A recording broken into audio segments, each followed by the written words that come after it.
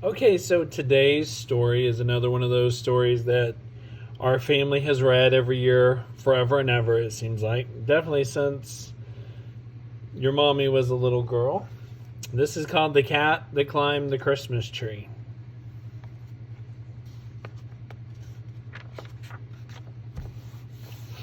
It was Benny the Cat's first Christmas. On Christmas Eve, armloads of boxes were carried into the living room. Out of the tissue paper and cellophane bags, wonderful objects appeared to be hung on the Christmas tree. Benny was fascinated. He stood on his hind legs and grabbed the lowest branch of the tree with an eager paw. Now, Benny, behave yourself, Emily laughed and swooped him away. Christmas trees are not for cats. But after the family was in bed, Benny sat at the foot of the Christmas tree.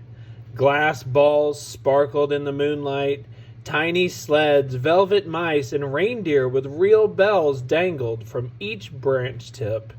In the upper boughs, Chinese ladies and miniature soldiers floated in the half-shadows, and on the highest branch an angel stood in silent watch. Benny just had to have a closer look. His muscles tensed, and his tail twitched. What a climb this would be, right to the very top. Uh-oh. In one quick leap, he was on a low branch, nose to nose with an old fuzzy reindeer. He gave a little tap to make the reindeer spin, and for good measure, a playful growl. The reindeer tossed his head and snorted. Benny was so surprised he nearly fell off the branch. "You're real," he said. "Of course," the reindeer replied. Then Benny heard excited chatter and bits of song filtering through the branches. "Is it always this noisy?" he asked. "Oh, yes," the reindeer said. "We only get together once a year, you know." "This is my first Christmas," Benny admitted. "Your first? I've been with the family for years. In fact, I used to hang at the top, right beside the angel herself." "Really? At the top?" "That's where I'm headed now," Benny said, and with a wave he scrambled onto a higher branch. Up Benny climbed, past silver flutes and tiny drums. Miniature skaters called to one another, and old-fashioned clothespin ladies gossiped on their boughs. Suddenly a familiar squeal caught his attention. A velvet mouse peeked out of a red stocking. Curious, Benny approached. The mouse ducked out of sight. "Go away," the mouse cried. "Hey, don't worry," Benny said reassuringly. "I never hunt velvet mice. Besides, I'm on my way to the top of the tree." The mouse cautiously rose from his stocking and regarded Benny with interest. "Well, that's very unusual and possibly risky," the mouse said. "Cats thrive on risks," Benny scoffed. "Just the other day, I jumped right from the kitchen counter to the table, and I was carrying a piece of bacon at the same time." "Well, I'm sure you're good," the mouse said, "but there are sharp needles and shaky branches, not to mention the soldiers who guard the top of the tree. You'll never get past them." "I'll keep that in mind," Benny smiled. "How about a game of tag on my way back?" "No, thanks," the mouse cried, and quickly disappeared into his stocking. Benny climbed higher. He stopped beside a red sled to admire a beautiful bird. She was perched before a tiny music stand, and her long iridescent tail swept to the branch below. "Why, it's a cat," the bird cried. "However did you get up here?" "I climbed," said Benny proudly. "Such bravery! Your reward shall be a song. Everyone tells me I have a very fine voice." Benny glanced up. Was that the lacy hem of the angel's skirt up ahead? "Nah," he said. "I can't stay." Benny reached the next branch. Chinese ladies whispered behind their fans.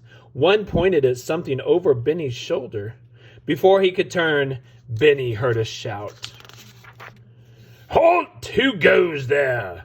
"The soldiers." Their leader advanced and stood before Benny. I'm Benny the cat," Benny answered in his most charming voice. "I've come to see the top of the tree." "No cats in this tree," the leader said firmly. "Go back." "But I'd love to see the angel," Benny said, smiling pleasantly. "I'll just be a minute." Benny started around the line of soldiers. They rushed to bar his way, but Benny was too fast for them. He leapt to one side and broke past. 2 glass bells crashed to the floor. The tree was in an uproar. Benny caught a branch over his head, but it dipped sharply. His back legs slid off the bough and spun in the air. "What is this commotion in my tree?" a voice called from above. "Soldiers, let the visitor pass."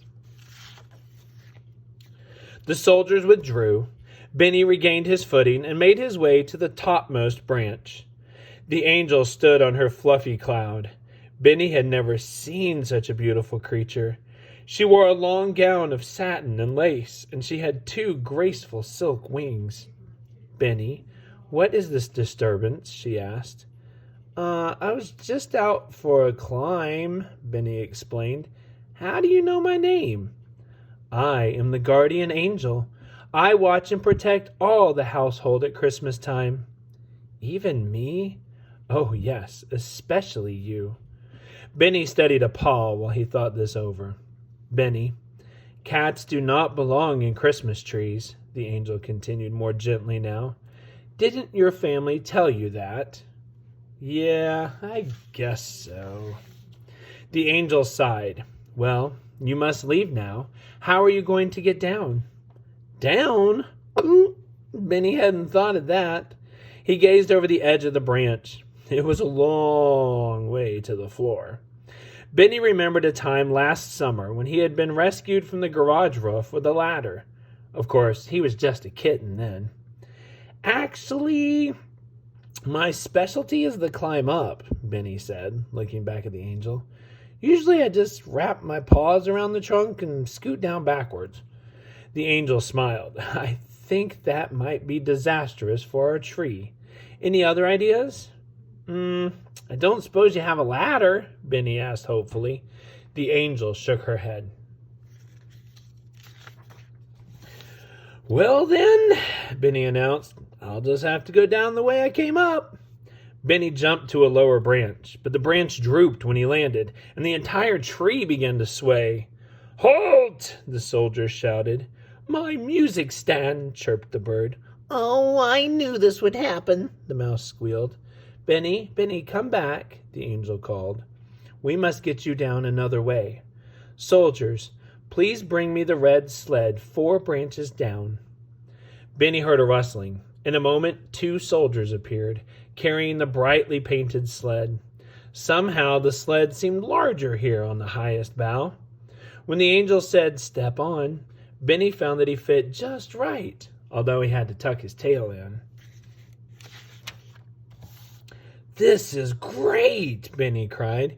"Can I do loop-the-loops?" No loop-the-loops," the angel said.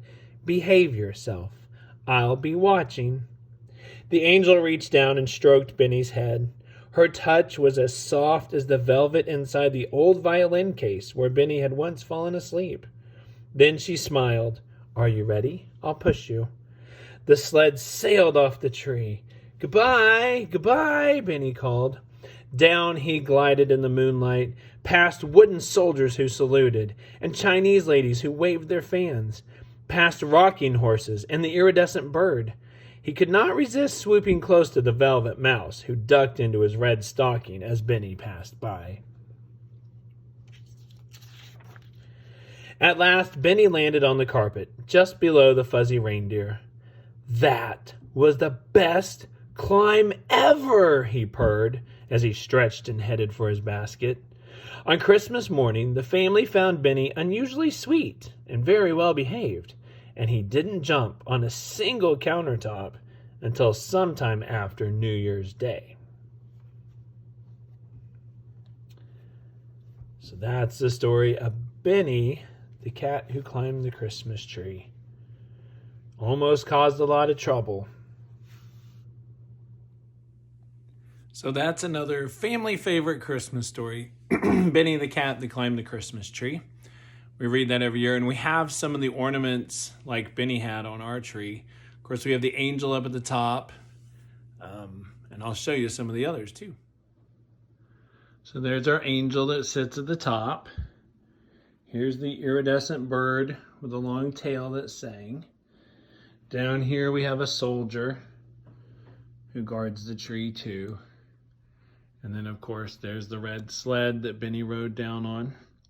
And we also have this crazy polar bear and lots of other good ornaments, too. But that's part of our Christmas. Merry Christmas to you, even though it's over.